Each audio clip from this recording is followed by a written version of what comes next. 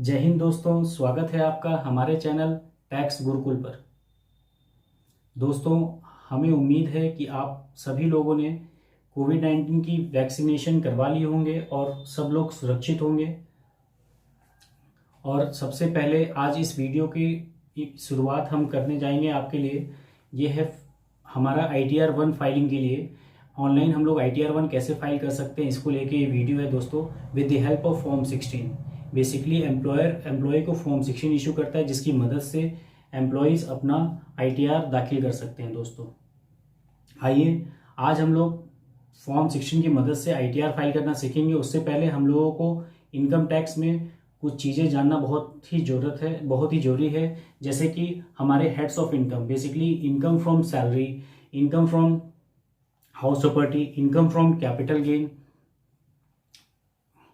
Income from business and profession, income from other sources. ये 5 heads of income होते हैं जहाँ से हमें इनकम अर्न करते हैं दोस्तों। और उसके ऊपर इनकम टैक्स एक्ट 1961 के प्रोविजन के तहत हम लोगों को अपना ITR दाखिल करना होता है। दोस्तों आज हम लोग ITR 1 फाइल करेंगे online with the help of form 16, क्योंकि ITR 1 उसके लिए होता है बेसिकली जिनकी एक हाउस प्रॉपर्टी से इनकम हो और वो क्या बोलते हैं इनकम फ्रॉम अदर सोर्सेस हो और वो कहीं सैलरीड हो। तो ये तीनों केसेस में ITR 1 फाइल करना होता है। दोस्तों आइए चलिए हम लोग देखते हैं कि ITR 1 कैसे फाइल कर सकते हैं ऑनलाइन। दोस्तों प्लीज़ वीडियो के अंत तक बने रहिएगा, क्योंकि आप वीडियो के अंत तक अगर नहीं बने रहेंगे तो ये दिक्कत हो सकती है कि जो इम्पोर्टेंट चीज़ें हैं वो आपसे मिस हो जाएंगी। दोस्तों क्योंकि हम इस वीडियो के अंत में आपको ये बताने वाले हैं, बहुत से ट्रिक्स बताने वाले हैं जिसकी मदद से आप अपना बहुत सारी टैक्स सेविंग्स कर सकते हैं और अपने बहुत सारे जो भी इनकम टैक्स आपका डिडक्ट हो गया है और ज़्यादा से ज़्यादा आप अमाउंट रिफंड करवा सकते हैं। दोस्तों इसीलिए वीडियो के अंत तक बने रहिएगा। और अगर अभी तक आपने मेरे चैनल को सब्सक्राइब नहीं किया है तो प्लीज़ सब्सक्राइब कर लें और बेल आइकन को प्रेस कर दें, जिससे कि आपके पास लेटेस्ट नोटिफिकेशन और अपडेट्स आती रहें। और हाँ दोस्तों, अगर आपको वीडियो पसंद आए तो प्लीज़ अपने दोस्तों के साथ शेयर करिएगा और हाँ लाइक बटन ज़रूर प्रेस करिएगा, जिससे कि हमें मोटिवेशन मिलता रहे। सबसे पहले हम लोग इनकम टैक्स की वेबसाइट पे आ जाएंगे। दोस्तों अब इनकम टैक्स की वेबसाइट पे आने के बाद ये हमारा न्यू फाइलिंग पोर्टल है इनकम टैक्स की। अभी इसमें नाइट विज़न का भी ऑप्शन इनकम टैक्स डिपार्टमेंट में दे दिया है। आप अगर नाइट में अपना यूज़र को पोर्टल को यूज़ कर रहे हैं तो आप नाइट विज़न को ऑप्शन को ऑन कर सकते हैं। दोस्तों यहाँ से ये आपकी आंखों में ध्यान में रखते हुए ये चीज़ें इस बार इंट्रोड्यूस की गई हैं दोस्तों न्यू फाइलिंग पोर्टल पे। अब इसके बाद हम लोग लॉगिन कर लेंगे। लॉगिन ऑप्शन पे क्लिक करते ही हमें यूज़र आईडी पूछेगा। यूज़र आईडी यूजुअली आपका पैन होता है दोस्तों, बट आप इस बार पैन और आधार दोनों कुछ भी यूज़ कर सकते हैं एज अ यूज़र आईडी। तो आप बेसिकली जो भी आप यूज़ करना चाहते हैं आप यूज़र आईडी इंटर कर देंगे और उसके बाद कंटिन्यू ऑप्शन पे क्लिक कर देंगे। दोस्तों अब इसके बाद से please confirm your secure access message पे क्लिक करने के बाद पासवर्ड डाल के हम लोग प्रोसीड कर देंगे। दोस्तों और हम ये लॉगिन कर चुके हैं अपने इनकम टैक्स के पोर्टल पर। अब हम सबसे पहले अपना फॉर्म 16 ओपन कर लेंगे जो हमारे पास ऑलरेडी अवेलेबल है, जो कि आप अपना फॉर्म 16 ओपन कर लीजिए। दोस्तों अब फॉर्म 16 ओपन करने के बाद ये हमारी फॉर्म 16 है दोस्तों, जहाँ पे हमें टैक्सेस की डिटेल्स दी हुई होती हैं। बेसिकली सारे जो भी टैक्सेस की डिटेल्स रहती हैं उसकी डिटेल्स दी होती हैं फॉर्म नंबर 16 में, जो आपका एम्प्लॉयर इशू करता है बेसिकली। अब इसके बाद फॉर्म नंबर 16 को देखने के बाद हम लोग इसको वेरीफाई करना चाहेंगे। तो इसको वेरीफाई करने के लिए हम इसको 26 AS से वेरीफाई करने के लिए हम सबसे पहले टैक्सेस की डिटेल्स फॉर्म नंबर 16 में देख लेंगे। दोस्तों ये फॉर्म नंबर 16 में सारी टैक्सेस की डिटेल्स क्वार्टर वाइज दी हुई हैं दोस्तों, जहाँ पे आपको अमाउंट पेड और क्रेडिटेड दिया हुआ है और जो भी आपके TDS डिडक्ट हुए हैं उसकी डिटेल्स दी हुई हैं दोस्तों। अब इसके बाद से जो आपका अमाउंट डिडक्ट होकर टैक्स डिपॉजिट किया है आपके एम्प्लॉयर ने, उसका डिटेल्स भी दिया हुआ है दोस्तों यहाँ पे। अब आपका इसके बाद चालान की डिटेल्स भी दी हुई हैं, जिस चालान के माध्यम से आपके एम्प्लॉयर ने आपका TDS डिपॉजिट करा रखा है दोस्तों। अब इसके बाद से चालान की डिटेल्स भी आप देख सकते हैं आप अपने फॉर्म 16 पार्ट A में दोस्तों। अब इसके बाद हम लोग 26 AS डाउनलोड करने के लिए सबसे पहले हम लोग इनकम टैक्स रिटर्न्स पे जाएंगे और व्यू फॉर्म 26 AS वाले ऑप्शन को ओपन कर लेंगे दोस्तों। इसके बाद हमारे पास सामने एक डिस्क्लेमर आएगा जिसको हमें कंफर्म करना होगा दोस्तों। डिस्क्लेमर जो कि हमें रिडायरेक्ट करेगा न्यू वेबसाइट पर, न्यू जो कि TDS CPC वेबसाइट है। अब इस पर हम जैसे ही कंफर्म ऑप्शन पे क्लिक करेंगे दोस्तों, ऐसे ही हम उसके बाद से हमारे सामने एक पॉपअप बन के आएगा जिसको हमें आई एग्री पे टिक करते हुए प्रोसीड करना होगा दोस्तों। और हम इसके बाद से view tax credit form 26 years वाले ऑप्शन पे क्लिक कर देंगे दोस्तों। जैसे ही इस ऑप्शन पे हम लोग क्लिक करेंगे, आपके सामने स्क्रीन ओपन आएगी जहाँ पे असेसमेंट ईयर पूछेगा, जो कि करंट असेसमेंट ईयर हमारा 21-22 है दोस्तों। हम करंट असेसमेंट ईयर सेलेक्ट कर लेंगे। अब व्यू एज HTML कर लेंगे दोस्तों। अब व्यू एंड डाउनलोड वाले ऑप्शन पे हम लोग क्लिक कर देंगे दोस्तों, तो हमारा ये 26 ईयर्स डाउनलोड हो जाएगा जिसको हम देख सकते हैं। और इसको चाहें तो हम एक्सपोर्ट एज PDF भी कर सकते हैं। पहले हम लोग देख लेते हैं डेटा जो हम लोग चाह रहे हैं वो मिल रहा है कि नहीं। हमें यहाँ पे डेटा सारा दिया हुआ है दोस्तों आपका 26 ईयर्स में। इसके बाद हम लोग इसको एक्सपोर्ट एज PDF कर लेंगे दोस्तों। Export as PDF just for documentation purpose आप कर सकते हैं, जिससे कि आप फ्यूचर में भी इसको आप इस्तेमाल कर सकें अगर कभी आपको ज़रूरत हो कहीं पे भी फाइनेंस वगैरह में। अभी बेसिकली देखिए आपका ये 26 ईयर्स डाउनलोड हो गया है दोस्तों। अब 26 ईयर्स डाउनलोड करने के बाद हम इसको फॉर्म 16 से मैच कर लेंगे। फॉर्म 16 से सारे फिगर्स हमारे मैच कर रहे हैं दोस्तों। आप देख सकते हैं फॉर्म 16 और 26 ईयर्स में जो फिगर्स दिए हुए हैं 6,08,686 का फिगर यहाँ पे दिया हुआ है। और टोटल टैक्स डिडक्टेड दिया हुआ है 15,380 का।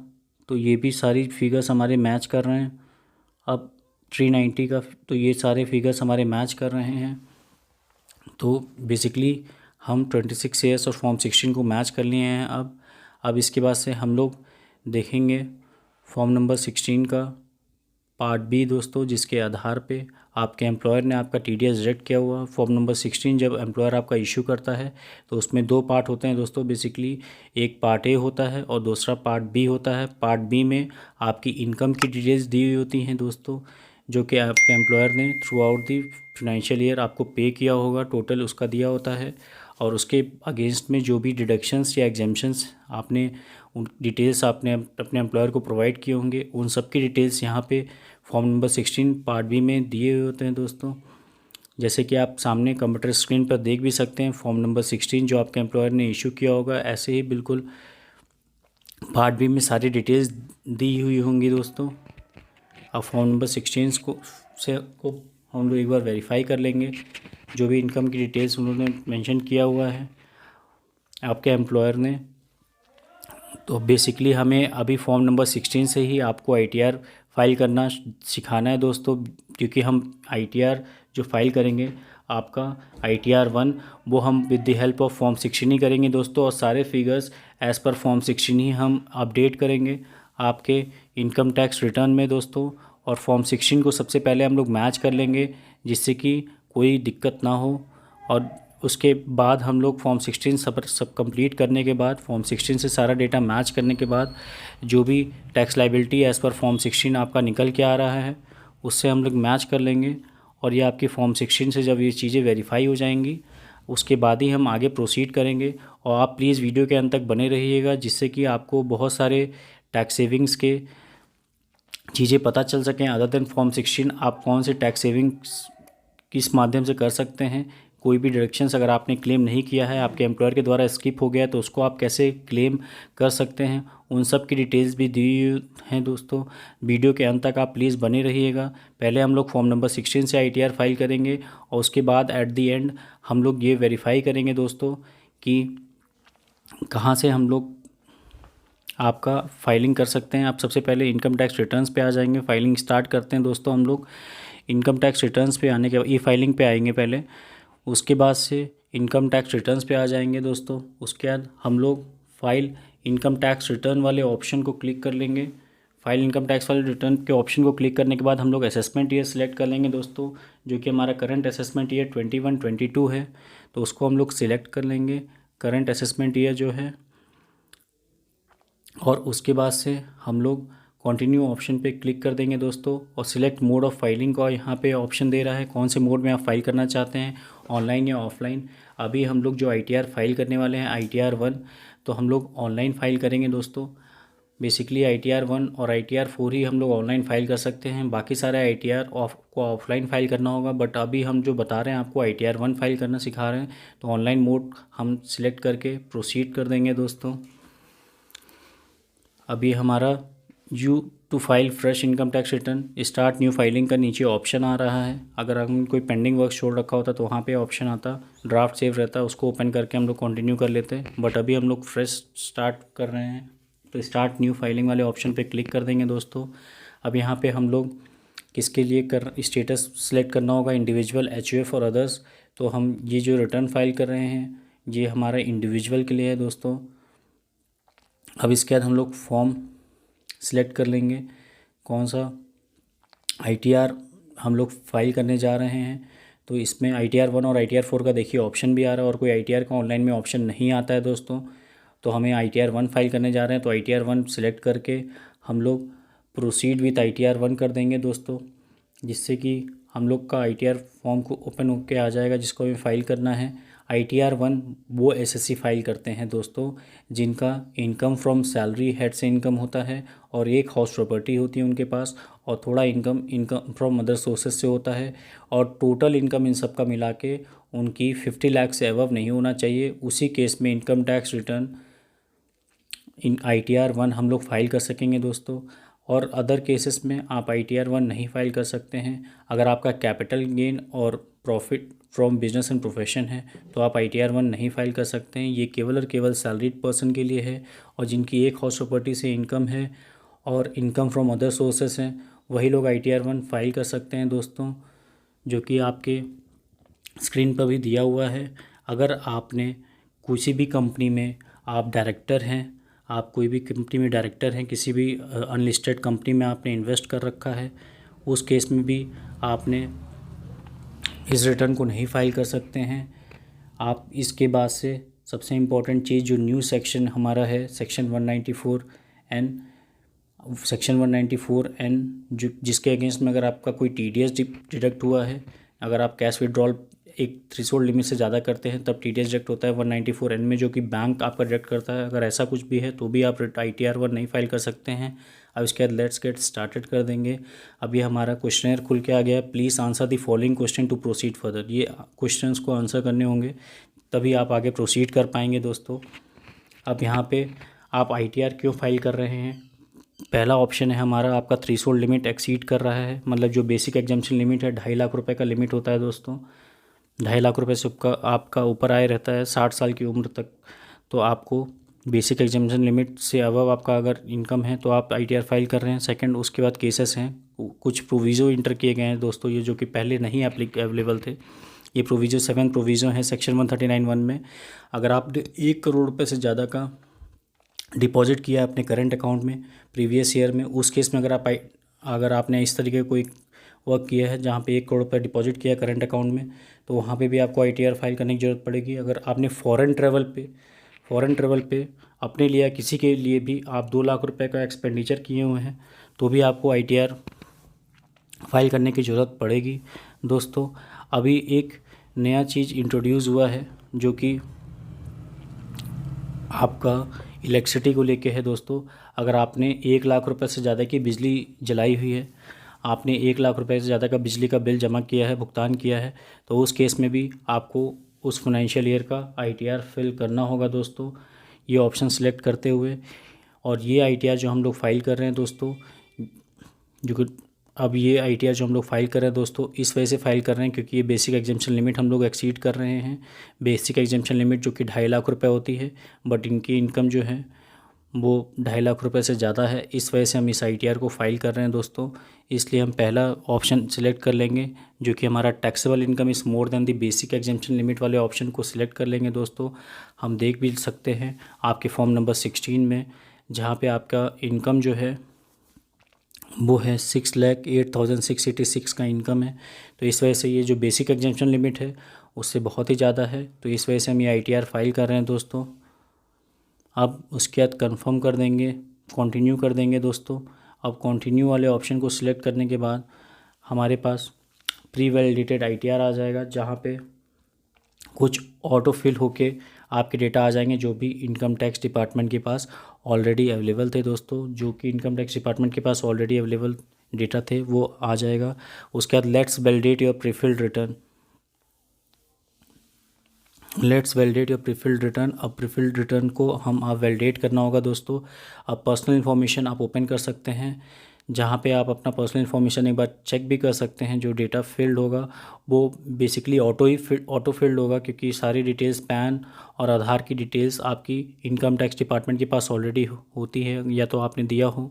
अगर आपने अभी तक आधार को पैन से नहीं लिंक किया हो तो आप ये ITR नहीं फाइल कर सकते। तो प्लीज़ उसको आप पैन को आधार से लिंक कर लें। उसके लिए मैं सेपरेट वीडियो आपके लिए डिस्क्रिप्शन लिंक में या कमेंट बॉक्स में दे दूंगा आगे, जिससे आप अपने आधार को पैन से लिंक कर सकते हैं, क्योंकि उसके बिना आप ITR को नहीं फाइल कर सकते दोस्तों। और 30 जून आपका लास्ट डेट है पैन और आधार लिंकिंग का।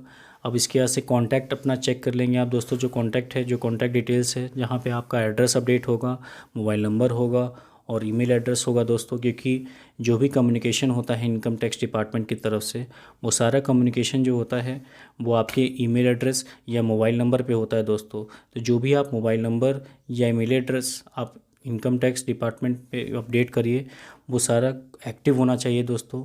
इसीलिए वही आप अपडेट करिएगा। अब इसके बाद से हमारा आता है नेचर ऑफ एम्प्लॉयमेंट। हमारा पब्लिक सेक्टर अंडरटेकिंग है, गवर्नमेंट स्टेट गवर्नमेंट एम्प्लॉयज़ हैं, अगर सेंट्रल गवर्नमेंट एम्प्लॉयज़ हैं, या फिर कोई अदर्स एम्प्लॉय हैं, अदर मतलब जो कि प्राइवेट बेसिकली होते हैं दोस्तों, पेंशनर हैं। जो भी ऑप्शन होगा उसको हम सिलेक्ट कर लेंगे अपने स्टेटस के हिसाब से। ये जो हम ITR भर रहे हैं ये एक बैंक एम्प्लॉय का है जो कि पब्लिक सेक्टर अंडरटेकिंग्स में आते हैं दोस्तों। तो हम पब्लिक सेक्टर अंडरटेकिंग्स वाले ऑप्शन को सिलेक्ट कर लेंगे दोस्तों। अब ये पब्लिक सेक्टर वाले, उसके बाद से हम लोग किस सेक्शन में इस ITR को फाइल कर रहे हैं। Section 139 subsection 1।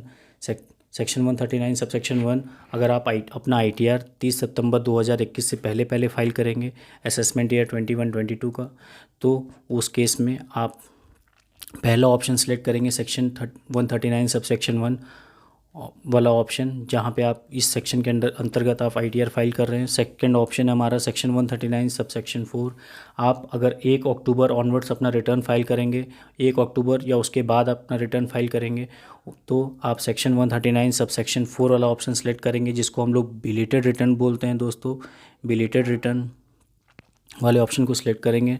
नेक्स्ट है, अगर हमने सेक्शन 139 सबसेक्शन 5, अगर कोई आपसे गलती हो गई है, कोई मिस्टेक हो गया है आपके रिटर्न में दाखिल करते समय सेक्शन 139 सबसेक्शन 1 में या सेक्शन 139 सबसेक्शन 5 में, तो आप 139 5 में फाइल करेंगे दोस्तों, जो कि रिवाइज रिटर्न होता है दोस्तों। अब इसके बाद लास्ट ऑप्शन आता है सेक्शन 119 2B, जो कि कंटिन्यूएशन ऑफ डिले में रिटर्न फाइल करना होता है दोस्तों।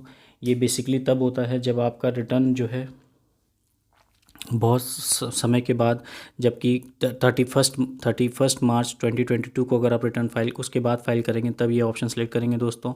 अगर आप किसी नोटिस का रिप्लाई करते हुए रिटर्न को फाइल कर रहे हैं section 139 subsection 9, section 142 subsection 1, section 148, section 153A, section 153C, इन ऑप्शंस का अगर कोई नोटिस आया हुआ है आपके पास, अभी तो बेसिकली कोई नोटिस नहीं आया होगा, अगर आपके पास कोई नोटिस आता है तो इन सेक्शंस में अगर कोई नोटिस आता है तो जिस पर्टिकुलर सेक्शन में आपकी नोटिस आई उस ऑप्शन को सिलेक्ट करते हुए अपना रिटर्न फाइल करेंगे दोस्तों, और अपना पूरा ओरिजिनल रिटर्न का डेटा यहाँ पे फिल कर देंगे। अब इसके बाद हमारा है जो कि नया सेक्शन है 115BAC, जो कि न्यू टैक्स रिजीम को लेके है दोस्तों।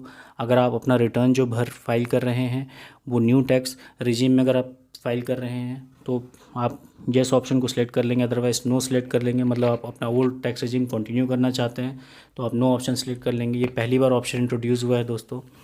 बेसिकली ये जो हम रिटर्न फाइल कर रहे हैं ये हम लोग ओल्ड टैक्स रिजीम में ही फाइल करेंगे, बट बेसिकली देख लेते हैं अगर हम लोग येस ऑप्शन सेलेक्ट करते हैं तो क्या हमारे पास पॉपअप बन के आता है।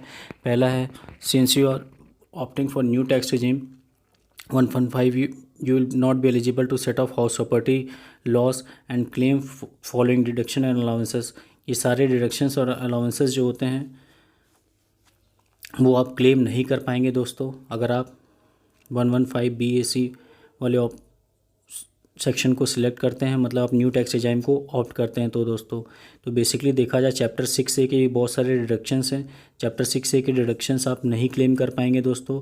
Standard deductions in case of family pension भी आप नहीं सिलेक्ट कर पाएंगे दोस्तों। Interest payable on borrowed capital of self occupied property, जो कि आप वो भी नहीं क्लेम कर पाएंगे दोस्तों। डिडक्शंस अंडर सेक्शन 16 भी नहीं सिलेक्ट कर पाएंगे दोस्तों। अब इसके बाद से हम लोग जो कि सर्टेन अलाउंसेस अलाउ होते हैं अंडर सेक्शन 10, वो भी हम लोग नहीं ऑप्ट कर पाएंगे दोस्तों, अगर हम लोग न्यू टैक्स रेजिम में अपना इनकम टैक्स रिटर्न फाइल करते हैं तो दोस्तों। तो बेसिकली अगर आपके पास बहुत सारे एग्जेम्पशंस और डिडक्शंस हैं दोस्तों, तो हमें ओल्ड टैक्स रेजिम को ही कंटिन्यू रखना चाहिए। अपने इनकम टैक्स रिटर्न को ओल्ड टैक्स रेजिम में ही फाइल करना चाहिए। अगर आपके पास बहुत सारे एग्जेम्पशंस और डिडक्शंस है तो दोस्तों अब यहाँ पे हम लोग देखेंगे अब यहाँ पे हम ऑप्ट कर लेंगे नो दोस्तों 115 BAC को, क्योंकि हम ओल्ड टैक्स रेजिम में ही अपना रिटर्न फाइल करने जा रहे हैं दोस्तों। अब इसके बाद से हम लोग यहाँ पे नो सेलेक्ट करेंगे। अब इसके बाद से हम लोग देखेंगे नेक्स्ट अपना बैंक अकाउंट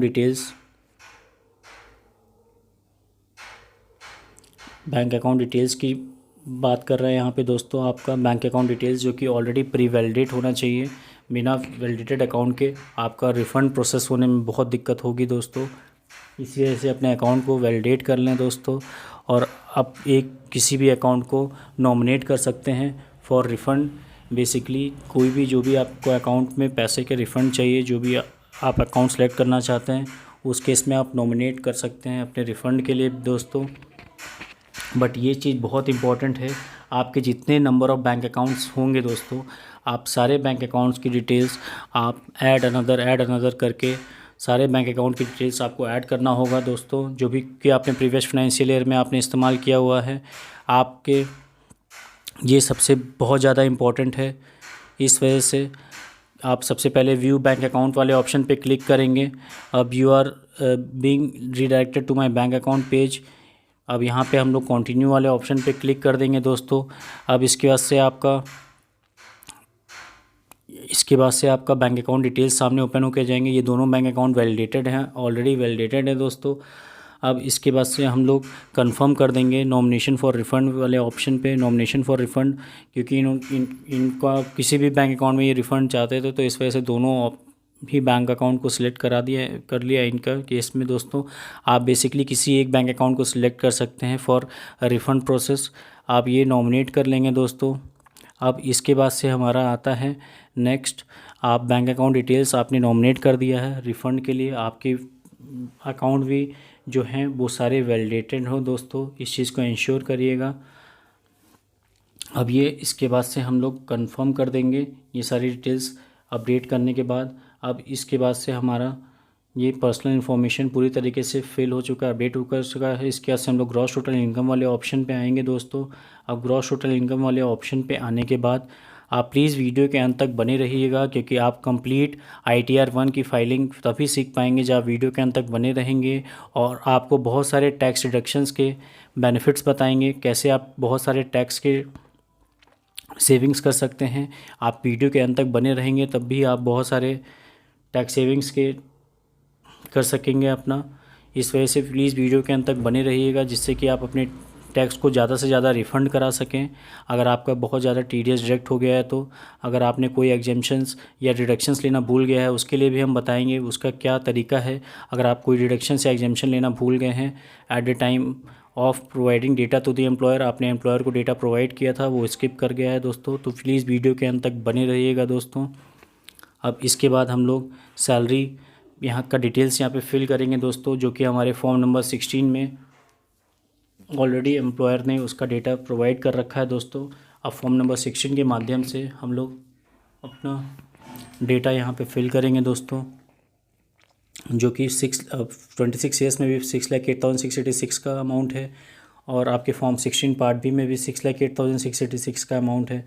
तो ये दोनों फिगर्स ही मैच हो रहे हैं दोस्तों।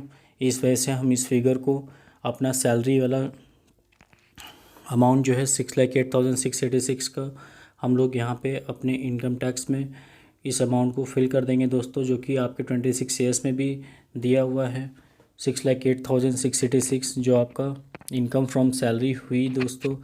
अब इसके बाद से सैलरी वाले ऑप्शन में इसको हम लोग को अपडेट करना होगा दोस्तों। Salary as per section 17 sub section 1 वाले ऑप्शन पे हम लोग को ये फिल करना होगा दोस्तों। अब नेक्स्ट आता है हमारा कोई परक्विसिट्स वगैरह अगर आपको मिला हो उसकी डिटेल्स आपको प्रोवाइड करनी है। Profit in lieu of salary आपको डिटेल्स प्रोवाइड करनी है। तो ऐसा कोई भी चीज़ें आपको नहीं प्रोवाइड किया आपके एम्प्लॉयर ने, जो कि एज़ पर फॉर्म 16 आपको दिख रहा है। तो ऐसी कोई भी डिटेल्स आपके पास अवेलेबल नहीं होंगी तो वहाँ पे ज़ीरो फिल कर देंगे दोस्तों।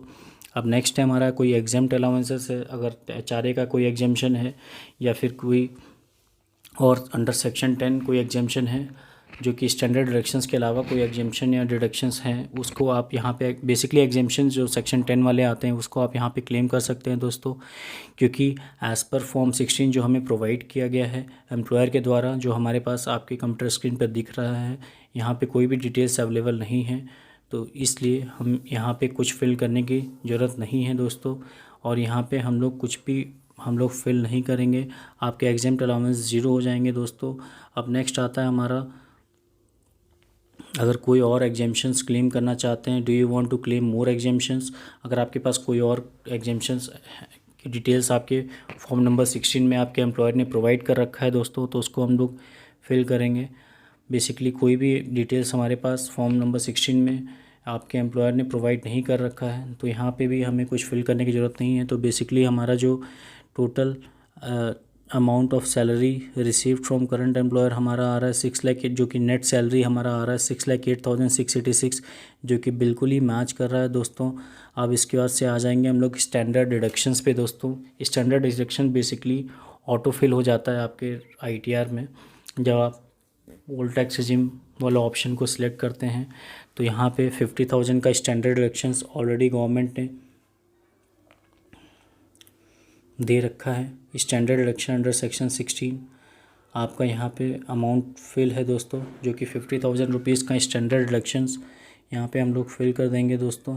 अब जैसे स्टैंडर्ड डिडक्शंस का ऑप्शन यहाँ पे अमाउंट 50,000 रुपीज़ आपके जो स्टैंडर्ड डिडक्शन का अमाउंट था वो फिल हो जाएगा दोस्तों, जो कि आपके फॉर्म 16 में आपके एम्प्लॉयर ने भी ये डेटा प्रोवाइड किया हुआ है दोस्तों। अब इसके बाद से आपका जो फॉर्म 16 है उसमें भी 50,000 का स्टैंडर्ड डिडक्शंस आपके एम्प्लॉयर ने प्रोवाइड किया है। एंटरटेनमेंट अलाउंसेस में कुछ भी अमाउंट नहीं फिल्ड है दोस्तों आपके एम्प्लॉयर के द्वारा फॉर्म 16 में, तो कोई भी आपको एंटरटेनमेंट अलाउंसेस नहीं अलाउ होगा दोस्तों। और कोई भी आपने प्रोफेशनल टैक्स भी नहीं पे कर रखा है दोस्तों, जो कि आपका फॉर्म 16 भी आपने कुछ भी नहीं पे कर रखा है प्रोफेशनल टैक्स के मद में, तो आपको यहाँ पे भी कोई एग्जाम्पशन नहीं प्रोवाइड होगा दोस्तों। तो यहाँ पे हम लोग ज़ीरो फिल कर देंगे दोस्तों। फॉर्म नंबर 16 में भी ये डेटा नहीं प्रोवाइडेड है दोस्तों। अब at the and gross total income जो निकल के आ रहा है दोस्तों हमारा 5,58,686 आ रहा है दोस्तों। अब इसको हम लोग सेव कर देंगे, जो कि income chargeable under the head salary हमारा निकल के टोटल आ रहा है 5,58,686 दोस्तों, जो कि हमारा gross total income at the and निकल के आ रहा है 558,686, जो कि बिल्कुल ही फॉर्म 16 से हमारा मैच कर रहा है। हमें अपने फॉर्म 16 को अपने इनकम टैक्स रिटर्न से स्टेप बाय स्टेप मिलाते हुए चलना है दोस्तों।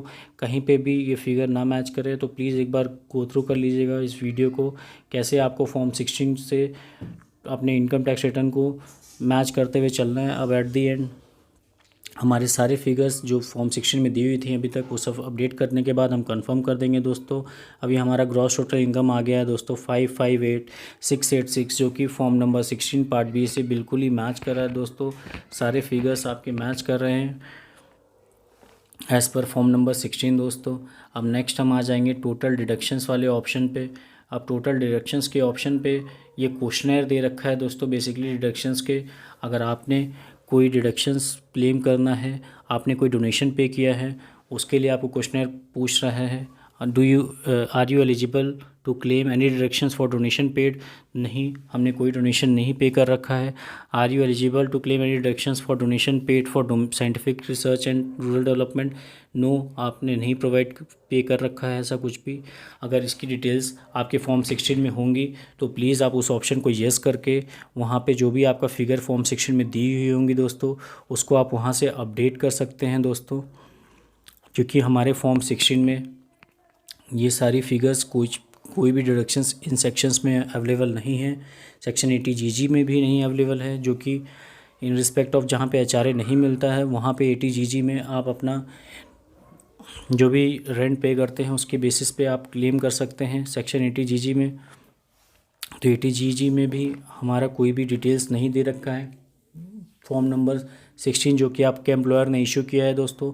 तो वहाँ पे भी हम लोग नो वाले ऑप्शन को सिलेक्ट कर लेंगे, क्योंकि इसके बाद से हमारा आता है अगर आपने कोई डिडक्शंस क्लेम करना है, आपने कोई इंश्योरेंस प्रीमियम पे कर रखा है, कोई ट्यूशन फ़ी पे कर रखा है, अगर आपने कोई एफडी करा रखा है, tax free FDs, tax saver FDs करा रखा है जो कि 5 ईयर्स के लिए बेसिकली होते हैं, तो आपके एम्प्लॉयर के पास कोई भी डिटेल्स इसको लेके आपके एम्प्लॉयर के पास अवेलेबल नहीं है। आपके फॉर्म 16 में भी ये रिफ्लेक्ट नहीं कर रहे हैं, सारा फिगर्स ज़ीरो ही अपडेटेड है दोस्तों। तो इस वजह से आप यहाँ पे नो सिलेक्ट कर देंगे दोस्तों, क्योंकि यहाँ पे आपके जो एम्प्लॉयर ने फॉर्म 16 इशू किया है वहाँ पे ये ऑप्शंस अवेलेबल नहीं हैं। आप प्लीज़ वीडियो के अंत तक बने रहिएगा, जिससे कि आपको बहुत सारे टैक्स सेविंग्स और तरीके बताएंगे, जिससे कि आप जो भी एग्जेम्पशंस और डिडक्शंस आपके एम्प्लॉयर की तरह स्किप कर गए हैं तो आप उसको कैसे क्लेम कर सकते हैं और अपना मैक्सिमम रिफ़ंड करा सकते हैं दोस्तों। और ज़्यादा से ज़्यादा रिफ़ंड बनाने के लिए प्लीज़ वीडियो के अंत तक बने रहिएगा दोस्तों, जिससे कि आप और भी कई तरीके सीख सकें, जिससे कि आपकी टैक्स सेविंग्स ज़्यादा से ज़्यादा हो सकें दोस्तों। अब हमारा डिडक्शंस आ रहा है सेक्शन 80 CCD पार्ट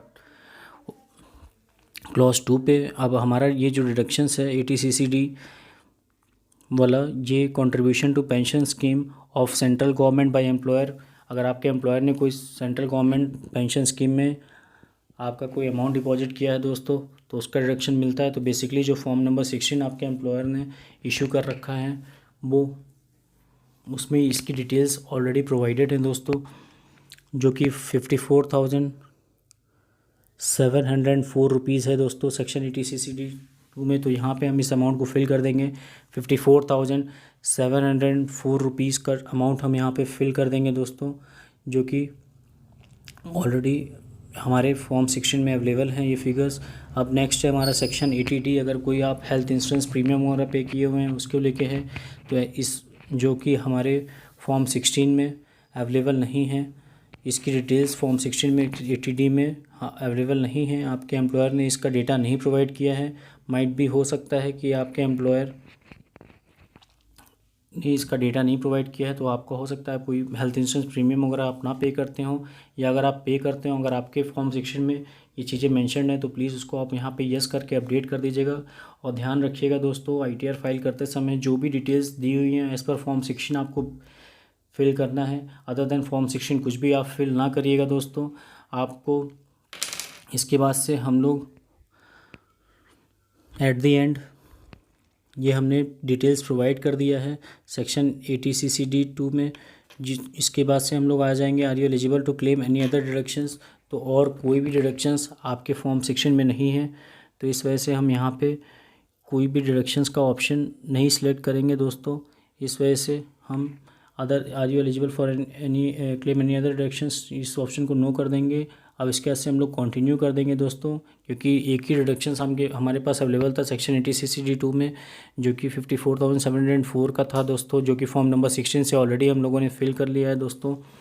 अब इसके बाद से आता है हमारा सेक्शन 80, ये सामने ओपन होके आ गया है से कन्फर्म। अब इसके बाद से हम इस डेटा को कंफर्म करना होगा दोस्तों, जो हमने फिल किया हुआ है।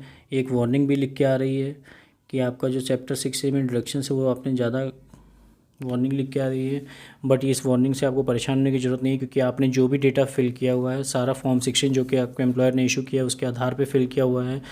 तो इसलिए क्योंकि यहाँ पे लिखा हुआ deduction entered is more than the deduction details provided by the employer, तो एम्प्लॉयर के द्वारा जो डिटेल्स प्रोवाइड की गई हैं दोस्तों वो डिडक्शन उससे ज़्यादा है। तो इसलिए आपको परेशान होने की ज़रूरत नहीं है दोस्तों, क्योंकि आपने जो भी फॉर्म 16 आपके एम्प्लॉयर ने इशू किया है उससे इस डिटेल्स को अपडेट किया है, तो आपको कोई भी दिक्कत नहीं है दोस्तों। इस वजह से अब ये जो भी ATD वाले ऑप्शन में 0 आ रहा था, इस वजह से इसको हम डिलीट कर देंगे। अब एट द एंड अब ये 54,704 को कंफर्म कर देंगे दोस्तों, और इस वार्निंग को इग्नोर करेंगे, क्योंकि हमने जो भी डिटेल्स अपडेट किए हैं वो एज़ पर फॉर्म 16 जो कि आपके एम्प्लॉयर ने प्रोवाइड किया है उसके आधार पर अपडेट किए हैं, तो ये बिल्कुल ही सही हैं और जेन्युइन है। कुछ भी अलग से हम लोगों ने नहीं अभी क्लेम किया है, तो ये वार्निंग को इग्नोर करके कंफर्म कर देंगे दोस्तों। ये हमारा डिडक्शंस वाला ऑप्शन भी कंप्लीट हो गया, डिडक्शन टैब भी पूरी तरीके से हम लोगों ने कंप्लीट कर लिया है दोस्तों। ये हमारा डिटेल्स इसके आज फिल हो गया है। अब नेक्स्ट है हम लोग का नेक्स्ट है इसके बाद से हम लोग का ये टैक्स डिपॉजिटेड की डिटेल्स दी हुई हैं। हमारी जो चालान आइडेंटिफिकेशन चालान डिटेल्स दी हुई हैं, इसको हम लोग एक बार details of tax directed on salary income वाले ऑप्शन पे क्लिक करेंगे, हम लोग फिल करना होगा दोस्तों, जो कि टैक्स डिटेल्स आपके एम्प्लॉयर ने डायरेक्ट किया हुआ है उसको हम लोग फिल कर लेंगे दोस्तों। अब यहाँ पे टैक्सेस की डिटेल्स आपको फिल करनी होंगी, आपको अपडेट करनी होंगी दोस्तों।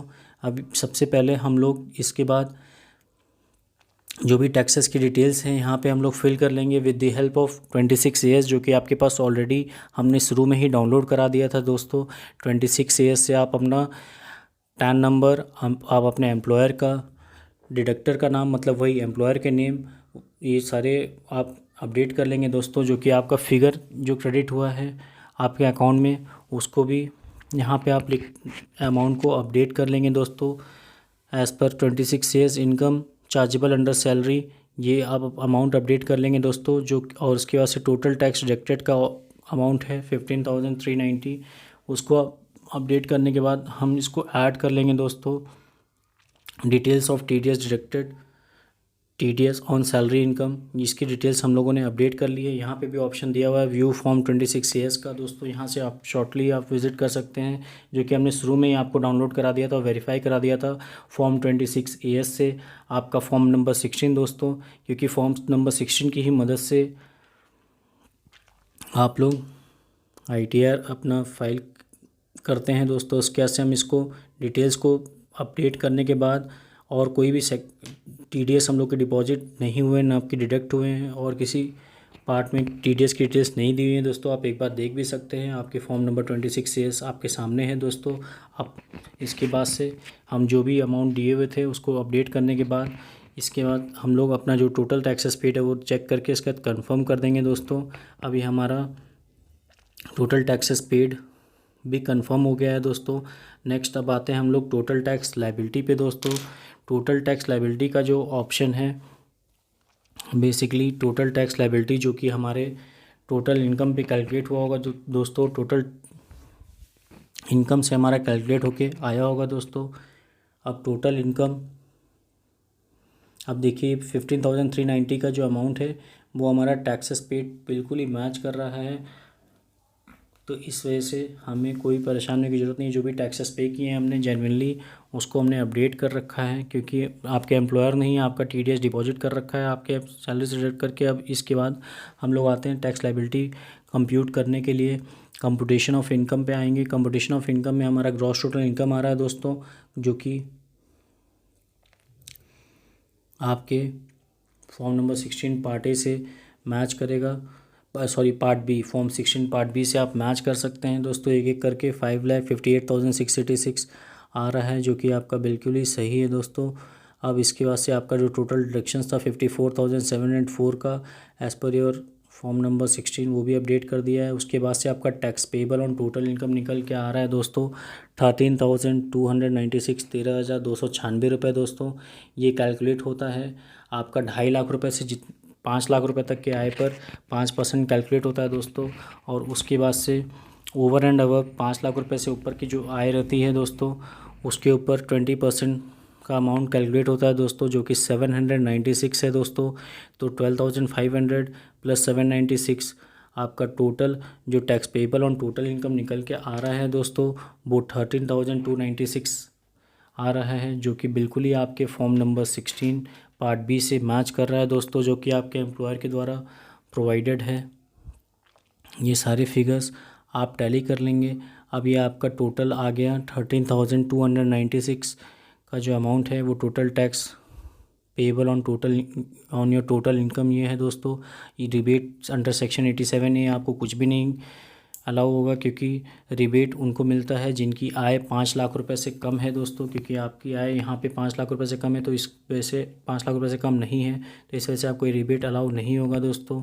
अब इसके बाद से हम लोग आते हैं health and education cess. Health and education cess at the rate of 4% होता है दोस्तों। एट द रेट ऑफ 4% आपको कैलकुलेट करना होगा दोस्तों at on the amount 13,296 rupees, 13,296 रुपये पे आपको 4% का 4% का सेस कैलकुलेट करना होगा दोस्तों, जो कि फ्लैट होता है eight the rate of 4% on your total tax payable, जो कि आपका निकल के आया है दोस्तों। तो 13,296 पे आप कैलकुलेट कर लेंगे 4%। अब एट दी एंड आपका ये total taxes of fees calculate होके आ गया है। अब टोटल टैक्स लाइबिलिटी आपकी आ गई है 13,828 दोस्तों, जो कि as per form 16 part B जो आपके एम्प्लॉयर ने प्रोवाइड किया हुआ है उससे बिल्कुल ही मैच कर रहा है दोस्तों। अभी तक जितनी भी डिटेल्स हमने अपडेट किए हैं फॉर्म नंबर 16 के से किए हैं दोस्तों। अब फॉर्म नंबर 16 की मदद से हमने सारे डिटेल्स अपडेट कर लिए हैं दोस्तों। अब इसके बाद से हम लोग सारी डिटेल्स फॉर्म नंबर 16 की मदद से अपडेट कर लिया है, और टैक्सेस भी अपडेट कर लिए हैं, टैक्स लाइबिलिटीज़ भी अपडेट कर ली है। टैक्स लाइबिलिटी भी ऑटो कैलकुलेट होके आ गया है दोस्तों।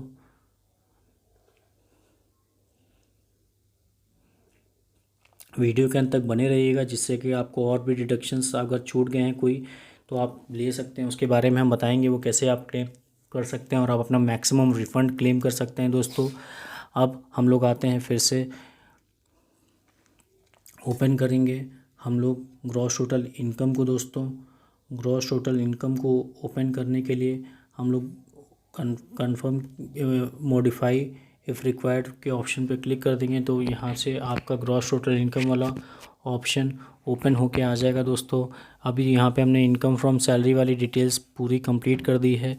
अब बेसिकली और जो दो हेड्स हैं हमारे, इनकम फ्रॉम हाउस प्रॉपर्टी और income from other sources, basically इनका एसएससी का इनकम फ्रॉम हाउस प्रॉपर्टी तो नहीं है, बट हाँ इन्होंने इनके पास सेल्फ ऑक्युपाइड हाउस प्रॉपर्टी है, जिनके अगेंस्ट में ये अपना होम लोन ले रखा है दोस्तों। तो ये सेल्फ ऑक्युपाइड प्रॉपर्टी वाला ऑप्शन को हम लोग सिलेक्ट कर लेंगे। दोस्तों टाइप ऑफ हाउस प्रॉपर्टी में हमारा सेल्फ ऑक्युपाइड हाउस प्रॉपर्टी मतलब हम लोग खुद अपने घर में रहते हैं, तो उस ऑप्शन को सिलेक्ट करना होगा। सेल्फ ऑक्युपाइड प्रॉपर्टी किसी को हमने लेट आउट नहीं कर रखा है, मतलब किराए पे किसी को नहीं दे रखा है, इस वजह से सेल्फ ऑक्युपाइड वाले ऑप्शन को सिलेक्ट कर लेंगे दोस्तों। अब interest payable on borrowed capital section 24 में दोस्तों, under section 24 of income tax act, आपको जो भी आपने आपने जो भी होम लोन या आपने ले रखा है अपने घर बनवाने के लिए, उसका क्लेम कर सकते हैं। यहाँ पे interest payable on borrowed capital, जो कि आपने इंटरेस्ट पे किया होगा, जो भी आपने इंटरेस्ट पे किया होगा उसका अमाउंट आपको यहाँ पे फिल करना होगा दोस्तों। अब जो इन्होंने इंटरेस्ट का अमाउंट जो कि आपके बैंक के द्वारा आपको प्रोवाइड किया जाता है दोस्तों, आपका इंटरेस्ट सर्टिफिकेट होता है ईयरली बेसिस पे, उससे आप माध्यम से आप इंटरेस्ट का अमाउंट देख सकते हैं। इनको जो प्रोवाइड किया है उसके माध्यम से हमने देखा तो 119952 का ऑप्शन इन्होंने प्रोवाइड किया हुआ है, जो कि इंटरेस्ट इन्होंने इंटरेस्ट ऑन बोरोड कैपिटल मतलब जो कि इंटरेस्ट ऑन होम लोन है इनका दोस्तों। तो इसको हम लोग यहाँ पे फिल कर देंगे 119952। तो एट दी एंड जो हमारा हाउस प्रॉपर्टी से इनकम है वो इनकम नहीं है, बेसिकली इस प्रॉपर्टी से हमें बेसिकली लॉस है, क्योंकि हम होम लोन लेके इस प्रॉपर्टी को बनाए हैं, इस वजह से इसको हम लोग ऐड कर लेंगे 119952 अमाउंट अपडेट करने के बाद ये हमारा इंटरेस्ट पेड है, जो कि हमने होम लोन ले रखा था उसके ऊपर जो इंटरेस्ट पे किया है दोस्तों। इसको हम लोग अमाउंट को अपडेट करने के बाद इसको हम लोग एट दी एंड 119952 जो कि हमारा इंटरेस्ट है अंडर सेक्शन 24, इसको हम लोग ऐड कर लेंगे दोस्तों। और ये हमारा इंटरेस्ट का अमाउंट ऐड हो गया दोस्तों under the head income from house property दोस्तों। अब नेक्स्ट आता है इनकम फ्रॉम अदर सोर्स। अगर आपका सेविंग बैंक अकाउंट का इंटरेस्ट है जो कि आप इंडिया में हेल्ड करते हैं तो उस केस में आपको येस सेलेक्ट करना होगा।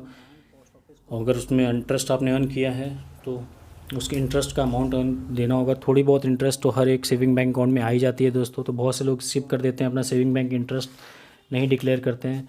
तो ये आपके लिए बहुत दिक्कत का बात हो सकता है दोस्तों, क्योंकि अब सारी डिटेल्स आपके इनकम टैक्स के पास रहती है ऑलरेडी। तो प्लीज़ इस डेटा को स्किप ना करिए, अपना जो भी सेविंग बैंक का इंटरेस्ट है उसको डिक्लेयर कर दीजिए दोस्तों। अब नेक्स्ट आपका इनकम टैक्स रिफंड के ऊपर कोई इंटरेस्ट अगर आया है उसको भी आप अपडेट कर सकते हैं दोस्तों। अगर एनी अदर सोर्स का कोई इनकम है तो उसको भी आप अपडेट कर सकते हैं। इनका बेसिकली इन्होंने शेयर ट्रेडिंग से अर्निंग की थी थोड़े से अमाउंट को, जिसकी डिटेल्स इन्होंने प्रोवाइड कर रखी है हमें, वो 16,680 का था दोस्तों।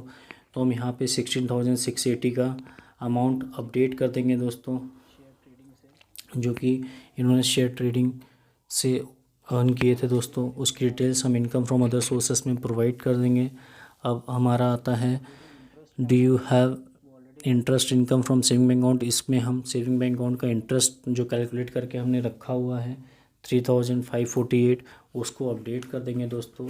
ये इसके बाद से हम लोग और कोई भी इनकम नहीं है, कोई भी डिविडेंड इनकम भी नहीं है हमारा। अगर कोई शेयर होता कंपनी का, अगर डिविडेंड डिक्लेयर होता तो उस केस में रहता हमारे पास, बट अभी हमारे पास कोई भी डिविडेंड इनकम नहीं है। तो इसके बाद कंटिन्यू कर देंगे दोस्तों। इतनी डिटेल्स अपडेट करने के बाद अब आता है हमारा एग्जेम्प्ट इनकम। अब ये जो एग्जेम्प्ट इनकम है ये रिपोर्टिंग पर्पस के लिए बेसिकली होता है। इसके ऊपर टैक्स पेबल कुछ भी नहीं निकल के आएगा दोस्तों। अगर आपका कोई एग्जेम्प्ट इनकम है तो आप यहाँ पे उस अमाउंट को अपडेट कर सकते हैं। ये जस्ट फॉर रिपोर्टिंग पर्पस है। हो सकता है आपके पास कोई ऐसा इनकम हो, ऑल्दो उसके ऊपर टैक्स ना पे करना हो, बट आप इसको डिक्लेयर करना होता है दोस्तों। वो ये रिपोर्टिंग पर्पस के लिए बेसिकली रहता है, तो उसको आप वहाँ पे अपडेट कर सकते हैं। Exempt income only for reporting purpose. अब एट द एंड हमारा ग्रॉस टोटल इनकम जो निकल के आ रहा है 4,58,962 आ रहा है दोस्तों, जो कि इंटरेस्ट ऑन होम लोन का अमाउंट अपडेट करने के बाद बहुत ही कम हो गया है, जो कि 5 लाख से कम हो गया ग्रॉस टोटल इनकम। अब इसके बाद हम इसको कंफर्म कर देंगे। अब हमारा जो देखिए नीचे टैक्स पे लाइबिलिटी बन के आ रही है वो 0 आ रही है दोस्तों। अब टोटल डिडक्शंस वाले ऑप्शन पे जाएंगे। कुछ डिडक्शंस इनके पास और भी हैं दोस्तों, जो कि पहली बात तो जो कि आपकी ईएमआई जाती है अगर आप होम लोन है, अगर आप उसके ऊपर कुछ इंटरेस्ट जाता है तो उसका प्रिंसिपल रीपेमेंट भी होता है, क्योंकि ईएमआई में आपका प्रिंसिपल और इंटरेस्ट दोनों होता है दोस्तों। तो प्रिंसिपल रीपेमेंट का जो अमाउंट होता है वो सेक्शन 80C में आप उसको क्लेम कर सकते हैं दोस्तों। अगर आपके पास कोई इंश्योरेंस है, इंश्योरेंस बेसिकली सबके पास होता ही होता है। अगर आपके पास कोई इंश्योरेंस है उसका प्रीमियम पे कर रहे हैं तो सेक्शन 80C में उसको क्लेम कर सकते हैं दोस्तों। अगर आपके पास कोई म्यूचुअल फंड के 80C में डिडक्शंस हैं उसको भी आप इसमें सेक्शन 80C में क्लेम कर सकते हैं। आपके बच्चे हैं उनके ट्यूशन फ़ी आप पे कर सकते हैं, स्कूल की ट्यूशन फ़ीस, उसको भी आप इस सेक्शन में सेक्शन 80C में क्लेम करते हैं दोस्तों। तो इस वजह से सेक्शन 80C को येस करके हम अमाउंट को अपडेट कर लेंगे दोस्तों। तो इनके सारे डिडक्शंस जो थे सेक्शन 80C में वो हमने अपडेट कर दिया है। अगर आपके पास कोई और भी डिडक्शंस हो तो आप अपडेट कर सकते हैं दोस्तों। लाइक 80D में अगर आपका हेल्थ इंश्योरेंस प्रीमियम वगैरह है तो उसको भी आप अपडेट कर सकते हैं। अब इसके बाद हमारा सेक्शन 80 TTA में जो कि सेविंग बैंक का इंटरेस्ट जो आप अर्न करते हैं, अगर आप 10,000 के अंदर का इनकम अर्न कर रहे हैं तो अप टू 10,000 रुपीज़, 10,000 या 10,000 से कम का जो अमाउंट है वो आपका सेक्शन 80 TTA में एग्जेम्प्ट होता है दोस्तों।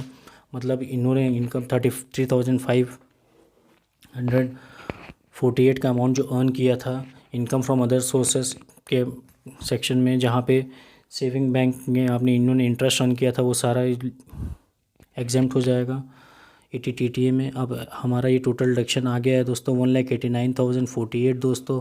अब टोटल टैक्सेस पेड जो आपके थे वो 15,390 ऑलरेडी थे, और टोटल टैक्स लाइबिलिटी जो आपकी थी वो अब 0 हो गई दोस्तों, क्योंकि ग्रॉस टोटल इनकम जो था आपका 4,58,962 हो गया दोस्तों, और टोटल डिडक्शंस जो है 1,89,048 हो गया है दोस्तों।